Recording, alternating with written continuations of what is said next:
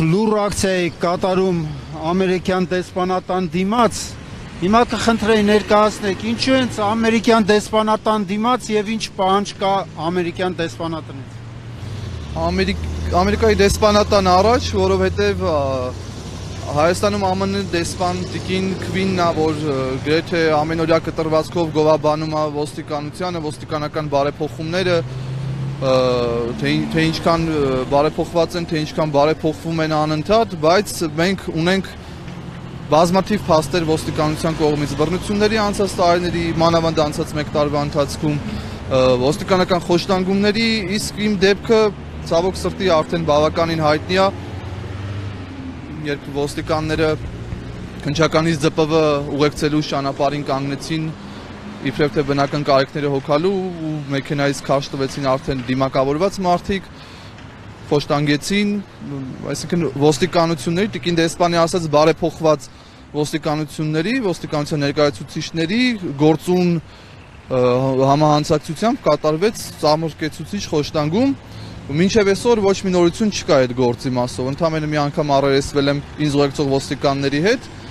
ու վերջ, ոչ մի տեղաշարժ չկա այդ գործով։ Եկել եմ Տիկին դեսպանին ուղղակի հիշեցնելու իմ գոյության մասին, ոստիկանական բռնությունների մասին, խոշտանգումների մասին, կարելի է մի քիչ գոնե, չգիտեմ, ամոթ կամ խիղճ ունենալ,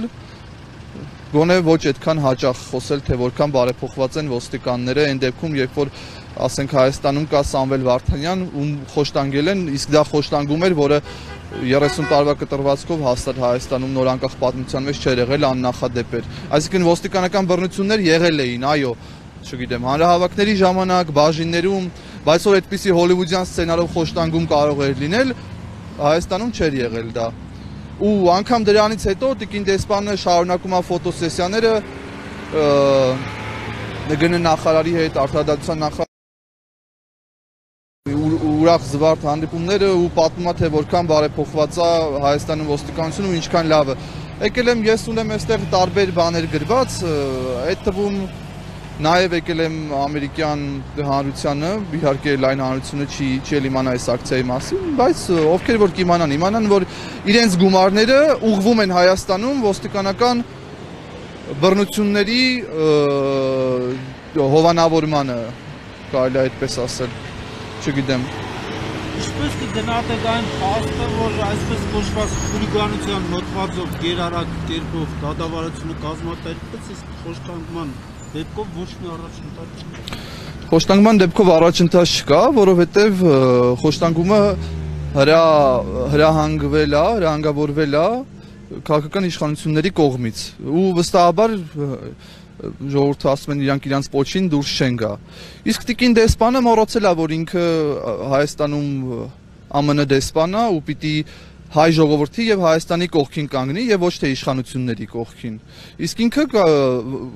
պատմության մեջ կողմ է վերցրել ու վերցրել է իշխանությունների կողմը։ Հովանավորում է ոստիկանական բռնությունները, իշխանությունների պահվածքը, բայց եկել եմ հիշեցնելու, որ մենք կան գոյություն ունենք ու Հայաստանի Հանրապետությունում բոլորը չի որ Նիկոլ Փաշինյանի էլեկտորատ են։ Գոյություն են մարդիկ, ովքեր մտածում են, ուղեղ ունեն ու հասկանում են, որ մեր երկիրը լավ տեղ չի գնում։ Մեղմ ասած, սա շատ մեղմ եմ ասում խուսափելու համար այլ ձևակերպումներից։ Եկել եմ հիշեցնելու իրեն, ինքը ով է ու ինչ պիտի անի ի պաշտոնե այստեղ։ Եվ ձեր հետագա քայլերը մասնավորապես ձեր իրավունքների պաշտպանության եւ ընդհանրապես ոստիկանական կամայականության դեմ պայքարը։ Շատ բարդ հարց եք տալիս։ Ամեն դեպքում ես մի բան գիտեմ, ես իմ սկզբունքներին չեմ դավաճանելու իմ պայքարի ընթացքում։ Ցավոք սրտի Հայաստանում գոյություն ունի նաև Մարդու իրավունքների պաշտպանի ինստիտուտ, Արման Թաթոյանի այդ պաշտոնից հեռանալուց հետո Մարդու իրավունքների պաշտպանն էլ է լծված Նիկոլ Փաշինյանի եւ իրեն սատարողների պաշտպանությանը ու մոռացել է, որ մարդիկ կան, ովքեր պաշտպանության կարիք ունեն։ Հայաստանում ինչ է կատարվել ու ինչպիսի արձագանքներ ա եղել դեսպանատների, մասնավորապես ամերիկյան դեսպանատան կողմից 15 թվականին, 16 թվականին, տարբեր այլ ցույցերով, բողոքի ակցիաներով, հանրահավաքներով, որտեղ ոստիկանները երբեք, պիտի ասեմ, երբեք որպես շատ ակտիվ մասնակցած 15-16 թվականի հանրահավաքների բողոքի ցույցերի, երբեք ոստիկանները այս կարգի բռնի կոպիտ չեն եղել, ոնց որ վերջին մի քանի տարում են Հայաստանում։